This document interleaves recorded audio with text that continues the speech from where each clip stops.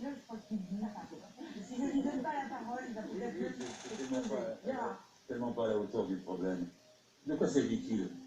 La fraude fiscale dont on parle en Europe est 2 fois supérieure à la dette de tous les pays de la zone euro.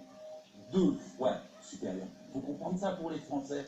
Parce que normalement, ça devrait faire la une de tous les médias pendant des jours et des jours. La crise est résolue. Le chômage est résolu.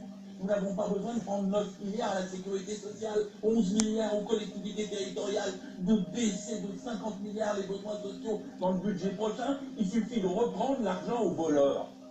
Parce que c'est bien de ça dont il s'agit. Il n'y a pas que l'affaire X.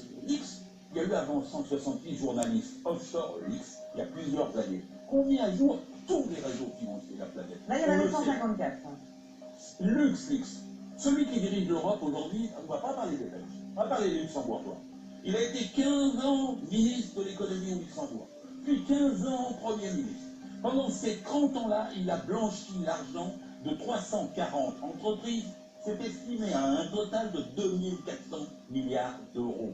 Parmi les 340 entreprises, il y a 58 multinationales françaises qui, au lieu de payer l'impôt à notre République, de permettre qu'on aide les chômeurs à avoir du boulot, de permettre qu'on ait de meilleurs hôpitaux, de permettre qu'on ait de meilleures écoles, ils trichent au Luxembourg avec la complicité de Jean-Claude Juncker, lequel dit aux Européens ayez un budget en équilibre, les yeux dans les yeux, comme Cahuzac, ayez un budget en équilibre.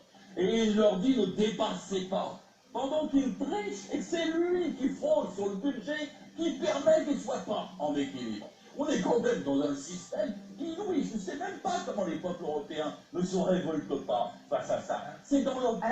Chaque Français doit comprendre que c'est dans sa poche, que c'est dans ses droits qu'on les vole. Et ces 58 entreprises multinationales, on les dit toujours vive l'entreprise.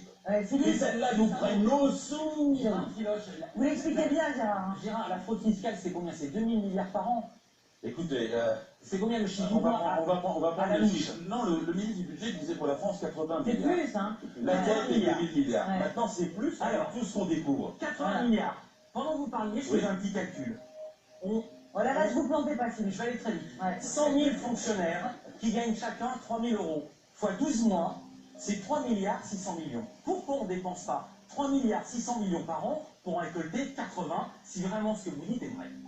Moi, je plaide depuis toujours. Mais vous êtes au pouvoir, Mais vous êtes je au parti réponds. Je ne parle pas. J'ai déjà dit au moment de Je l'affaire parle à un Cahuzac. homme politique qui a des Mais je suis responsabilités. en train de vous répondre.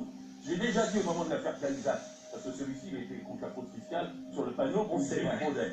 J'ai déjà dit qu'il fallait faire 2000 inspecteurs des C'est pas le impôts. seul chez vous, Je maintenant. vous dis, négocier avec ces 168 journalistes d'Offshore Leaks.